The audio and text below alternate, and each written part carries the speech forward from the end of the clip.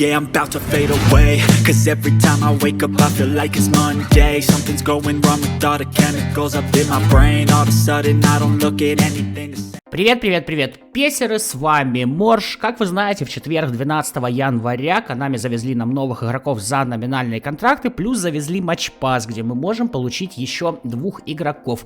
О них я с вами и хочу поговорить, кого брать, кого не брать, кого брал я, ну и как я буду этих ребят, собственно, прокачивать. Вы видите их сейчас на своем экране, те ребята, что за матчпасс, вот, Мусиала и, собственно, Терьер тоже здесь присутствуют, они как бы считаются вот этим типом игроков.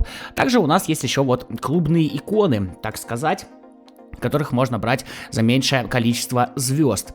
Ну что ж, давайте потихонечку начинать. Во-первых, я начну с Терьера. Вот такая у него максимальная прокачка автоматическая, рейтинг 91. Я бы дриблу на самом деле здесь немножечко убирал, получал бы еще 3 очка. Тут почему-то 1 очко запихивается сразу в защиту.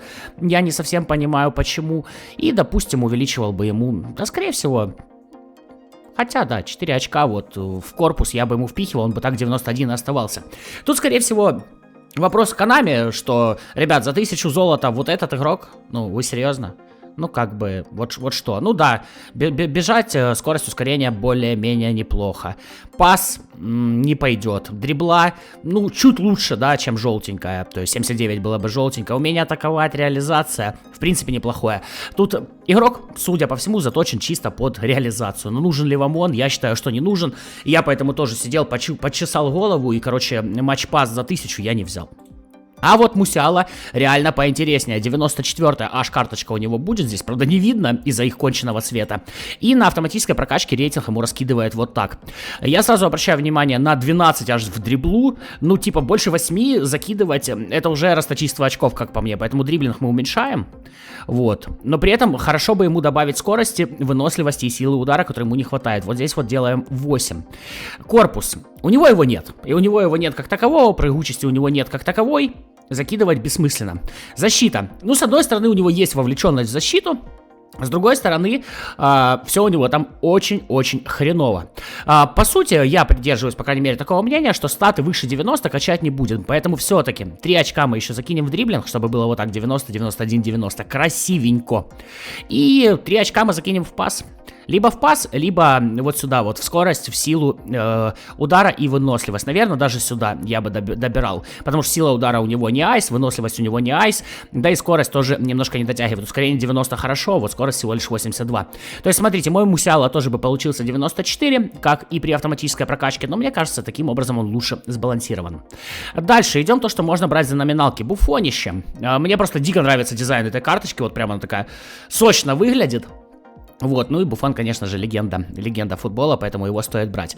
Значит, кидает ему 4 стата в прыгучесть, устойчивость при толчках, игру головой. Сюда 8 в голкиперку, 8 сюда и 6 сюда. Ну, в принципе, я согласен. Вратари и на автомате качаются относительно нормально. Тах, или Та, как правильно он читается, центральный защитник из Байера. Что мне в нем нравится, это 195 сантиметров роста и стиль очень удобный наращивания. Делаем автоматическую прокачку, значит 12 в защиту, 7 в корпус прыжок и 4 в скорость. Простите, так по мне маловато. Значит, защиту опускаем до 8. В принципе, тут по 95 и так статов нет. Вот это поднимаем до 8. Хотя бы делаем ему 4 ускорения, чтобы хоть чуть-чуть оно было и немножечко добавилось баланса тела. Дрибла бессмысленно, пас. В принципе, стиль наращивания, то есть он должен разгонять атаку. 4 стата мы закинем в пас. Итого у нас остается 2. Ну, удары, сами понимаете, бессмысленно. Дриблу ему тоже качать бессмысленно. То есть здесь, скорее всего, я бы ему добавлял хоть немножко, хотя бы единичку еще ускорения. Таким образом, Тах у меня получился бы 92, а не 93, как при автоматической прокачке. Да, чуть статы в защиту были бы похуже, но есть хоть кое-какой пас низом, чтобы начинать атаки.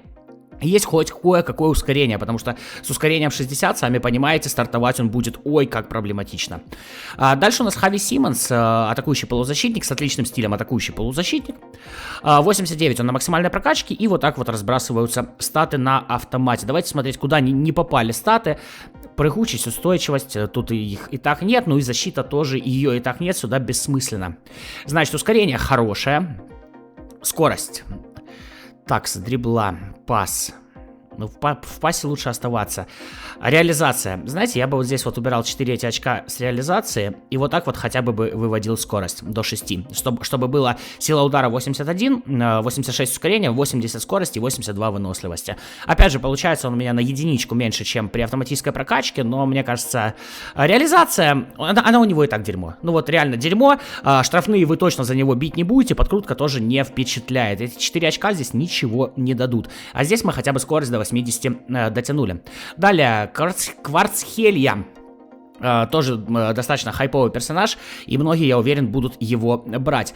При автоматической прокачке имеет 93 на левом вингере, значит 12 идет в дриблу, 11 идет в ускорение, очень много на самом деле. В корпус не идет ничего, он ужасный. 1 идет в защиту, опять, не пойми зачем, сразу убираем. 4 идет в удар и 4 идет в пас. Но пас у него плохой. Здесь 4 мы оставляем, до 8 здесь дотягивать смысла, я считаю, что не имеет. Вот реализацию, то есть если делать из него чисто атакующего забегающего, тогда я бы делал вот так, и хотя бы до 8 поднимал бы реализацию.